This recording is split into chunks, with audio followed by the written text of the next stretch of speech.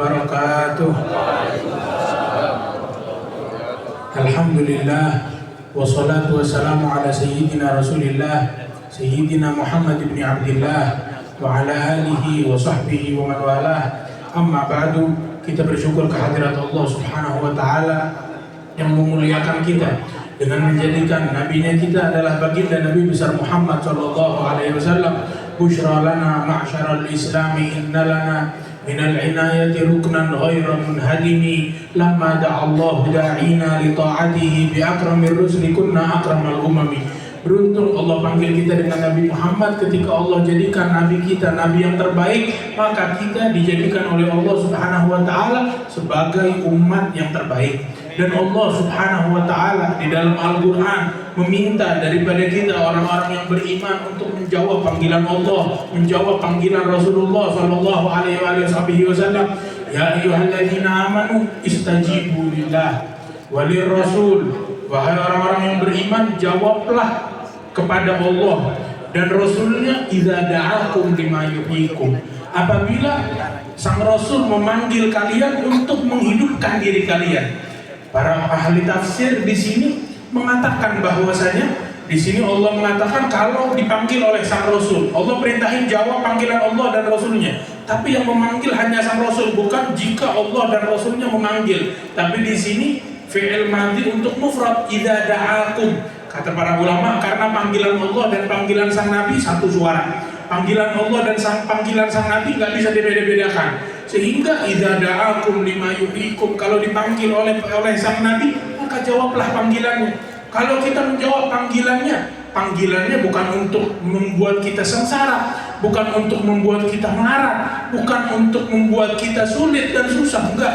Panggilannya untuk lima yuhyikum, membuat kita hidup di dunia dengan kehidupan yang layak, dan juga hidup di dalam kuburan, hidup di alam barzakh, dan hidup di akhirat nanti dengan kehidupan yang mulia, kehidupan yang mana Allah Subhanahu wa taala di ayat yang lainnya berfirman bahwasanya orang-orang yang taat kepada Allah, orang-orang man amila shalihan min dzakarin aw untha wa huwa mu'min falanuhyiyannahu hayatan thayyibah. Barang siapa yang beriman daripada kaum lelaki, daripada kaum wanita, beramal soleh, maka orang tersebut kata Allah akan kami hidupkan kehidupan yang indah, kehidupan yang mudah, yang enak, kehidupan yang layak untuknya.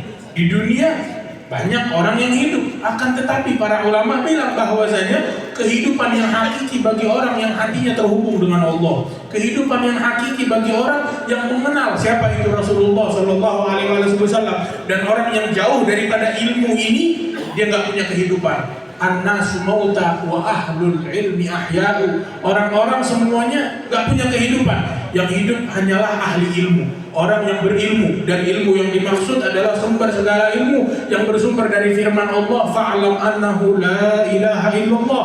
Ketahuilah, ambillah ilmu bahwasanya tiada Tuhan selain Allah Subhanahu wa ta'ala. Dan ini ilmu yang paling agung, ilmu yang paling mulia. Untuk apa ilmu? Sampai ke bulan, sampai ke sini, sampai ke situ, tapi tidak menyimpulkan ilmu tentang pencipta alam semesta, langit, bumi, bintang, dan seluruh tata surya lainnya. Ilmu yang paling agung adalah ilmu ini. Maka hendaknya kita ambil ilmu ini dengan sesungguh-sungguhnya. Jawab panggilan Allah, jawab panggilan sang Nabi.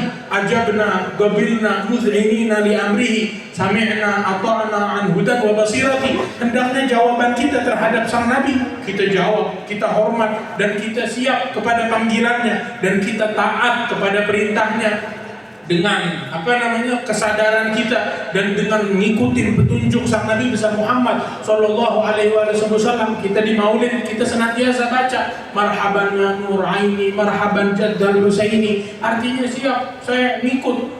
Maknanya ketika kita ngomong gitu, kita harus menerjemahkan ucapan kita dengan perbuatan kita. Bukan cuma ngikut saat kita hadir majelis saja, tapi Rasulullah ngajarin akhlak kita, ngajarin budi pekerti kita di saat kita ada di jalanan, di saat kita di pasar, di saat kita dimanapun kita berada. Dan sang Nabi terdahulu begitu pekerjaan mereka, menyebarkan akhlak yang baik, menyebarkan akhlak yang mulia daripada ucapan atau juga cara bergerak, cara berbicara. Dan dengan ini Allah memuliakan mereka. Baginda Nabi besar Muhammad Siapa makhluk yang lebih agung dari beliau?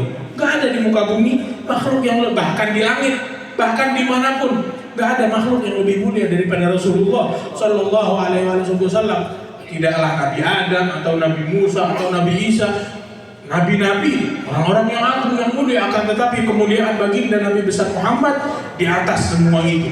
Dan Allah Subhanahu wa taala senantiasa membela Rasulullah tatkala dikatakan bahwasanya Muhammad gak bisa punya anak mandul. Maka Allah di dalam Al-Qur'an dalam firman-Nya Bismillahirrahmanirrahim, inna a'tainakal kautsar fasholli lirabbika wanhar inna syani'aka huwal abtar. Itu orang yang bilang kamu mandul, dia yang mandul, kata Allah Subhanahu wa taala. Akan tetapi Rasulullah enggak mandul, zuriyahnya sampai akhir zaman tetap berada. Dan Allah Subhanahu wa taala ketika dibilang bahwasanya Allah, wahai Muhammad, sifatkan kepada kami Tuhan kamu seperti apa? Tercipta dari emaskah? Dari perakkah? Dari apa tercipta? Maka Allah Subhanahu wa taala berfirman, Bismillahirrahmanirrahim, Qul huwallahu ahad. Wahai Muhammad, bilang, katakan kepada mereka, Ia adalah Allah yang Maha Esa.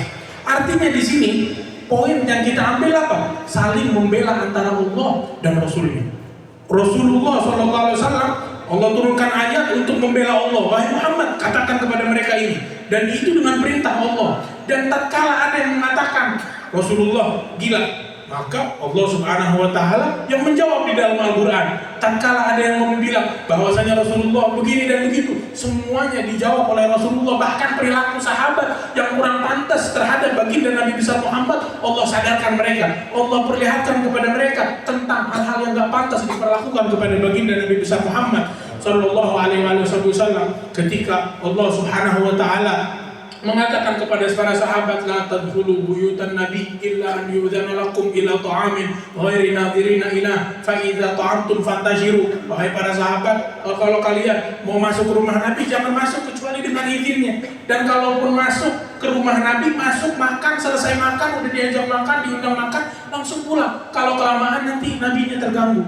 Itu Rasulullah dulu ketika beliau nikah dengan istrinya Zainab, itu membuat acara makan-makan yang simple. Sahabat datang, ketika sahabat datang dan itu belum turun ayat hijab, Rasulullah duduk di ruang tamu di rumahnya dan Zainab di ruangan yang sama menghadap ke arah tembok. Lalu nggak lama Rasulullah pengen ngusir sahabat, gak enak. Beliau hatinya rahmah, kasih sayang seluruhnya. Wa ma arsalnaka illa rahmatan lil alamin. Sehingga akhirnya Rasulullah SAW ajak Zainab, kita keluar. Sampai udah jauh, tunggu di luar, kira-kira udah pulang atau belum. Ini sahibul baitnya yang begini, pengen ngusir tamunya gak enak. Sehingga Rasulullah balik lagi, masuk, masih ada sahabat masih nongkrong. Akhirnya Rasulullah ajak Zainab jalan lagi, di jauh, dilihat dari jauh, ini kayaknya udah pulang. Balik lagi, masih ada. Pergi sampai beberapa kali, sampai akhirnya turun ayat ini yang mendidik para sahabat. Bukan cuma dalam hal itu, bahkan kata Allah, la tarfa'u aswatakum fawqa sautin nabi. Jangan angkat suara di hadapan sang Nabi, di hadapan Rasulullah, di hadapan majelisnya Rasulullah Sallallahu Alaihi Wasallam. Hanya suara Rasulullah yang pantas untuk berkibar di tempat-tempat tersebut. Sehingga sahabat ketika turun ayat itu sahabat Sayyidina Utsman, Sayyidina Abu Bakar, salah satu sahabat yang dulu suaranya memang keras. Kalau ngomong sama Rasulullah dia ketakutan, pelan-pelan kalau ngomong. Sampai Rasulullah bilang, apa? Saya nggak dengar. Coba ulangi lagi apa yang kamu katakan. Sampai segitunya penghormatan mereka kepada baginda Nabi besar Muhammad. Bahkan di dalam syariat kita dilarang untuk membawa nama Allah dan nama Rasulullah ke kamar mandi. Saking terhormatnya, bukan cuma zatnya, tapi namanya juga nama-nama yang terhormat. Dan salah satu hal penting yang perlu kita perhatikan di bulan Maulid semacam ini kan biasa kita bikin nama-nama Rasul, Hadiyatullah, Musyaffa, Ghaith, nama-namanya Rasulullah dan julukan-julukannya. Dan ketika selesai acara semacam ini jangan dibuang ke tong sampah begitu aja. Paling enggak kalau memang perlu dibuang, maka digunting dulu sehingga enggak kebaca namanya. Karena nama mereka nama yang terhormat. Itu kita kalau tahu salah satu pembesar ahli tasawuf yang bernama Bishr al-Hafi. Beliau itu menjadi orang mulia, orang yang hebat karena suatu hari jalan di pasar. Tatkala beliau dulunya orang biasa, mungkin termasuk ahli maksiat, beliau jalan di pasar, beliau lihat ada kertas tertulis nama Allah. Tatkala beliau lewat, dia lihat ada kertas nama Allah, diambil kertas tersebut.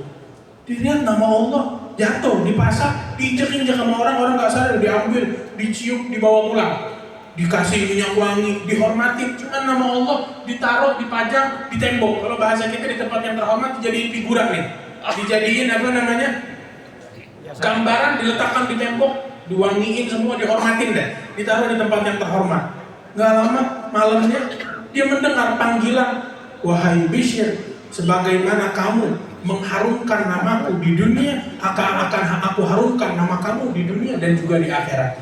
Insya Allah Allah Subhanahu wa Ta'ala dengan acara ini, dengan majelis ini, memberikan kepada kita sekalian bimbingan untuk menjawab panggilan Allah dan Rasulnya dengan sebaik-baiknya, sehingga Allah Subhanahu wa Ta'ala harumkan hati kita, diharumkan anggota tubuh kita, dan juga diharumkan majelis-majelisnya kita. Dan semoga Allah Subhanahu wa Ta'ala berikan keberkahan kepada guru-guru kita. Masya Allah, ada Habib Ahmad, Habib Ali, Pak Wali Kota, Kiai Munawir Asri, begitu juga Kiai Baidawi, Kiai Salim Nahi, dan juga Maulana Kamal Yusuf, dan seluruh para habaib, para kiai, para asatidz yang gak bisa disebutkan namanya satu persatu. Insya Allah Allah Subhanahu wa Ta'ala berikan kepada mereka kesehatan, Allah panjangkan umur mereka, senantiasa membimbing kita di dalam jalan yang di dalamnya terdapat petunjuk daripada Allah Subhanahu wa Ta'ala, petunjuk di dalam berpanut kepada baginda Nabi besar Muhammad sallallahu alaihi wasallam. Dan semoga Allah Subhanahu wa Ta'ala merahmati leluhur kita dan juga guru-guru kita yang telah meninggal dunia.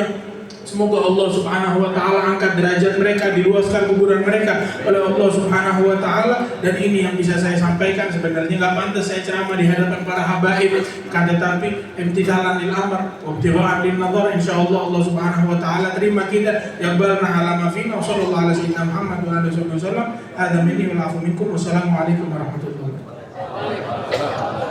Hadirin sekalian, alhamdulillah sudah kita dengarkan ceramah agama oleh guru kita Al-Habib Muhammad bin Jindan. Waktu sudah menunjukkan jam 7 tepat. Ucapan permohonan maaf kepada seluruh para tuan-tuan guru, para kiai, khususnya Abuya Ki Haji Munawir Asri, Abuya Ustaz Abdul Majid, dan seluruh yang hadir, dikarenakan waktu. Insyaallah di tahun-tahun yang akan datang kita minta beliau menyampaikan ceramah di hadapan kita sekalian. Hadirin, kita pasang niat dan kita gemuruhkan kalimat la ilaha illallah sambil kita niatkan Allah panjangkan umur kita dalam sehat wal afiat agar bisa hadir peringatan Maulid di mana tempat, talqin zikir dan doa kita harapkan dipimpin oleh guru kita Ad-Da'ilullah Al-Ustaz Al-Habib Ali bin Abdurrahman bin Muhammad Ibn Al-Imam Ali bin Abdurrahman Al-Habashi. Kepadanya dipersilakan dengan penuh kehormatan. Sallallahu alaihi Muhammad, dzikru salatu ala nabi.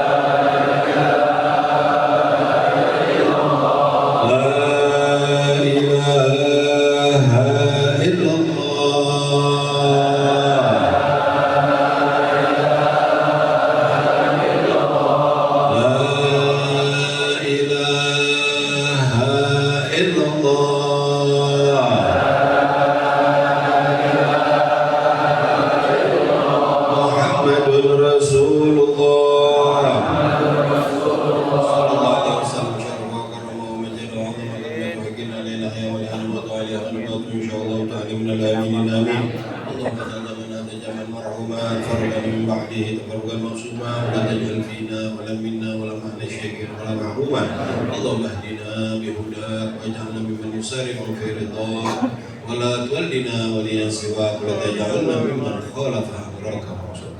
وحسبنا الله ونعم الوكيل، نعم المولى ونعم النصير، ولا حول ولا قوة إلا بالله العلي العظيم. وصلى الله على سيدنا محمد وآله وصحبه وسلم والحمد لله رب العالمين.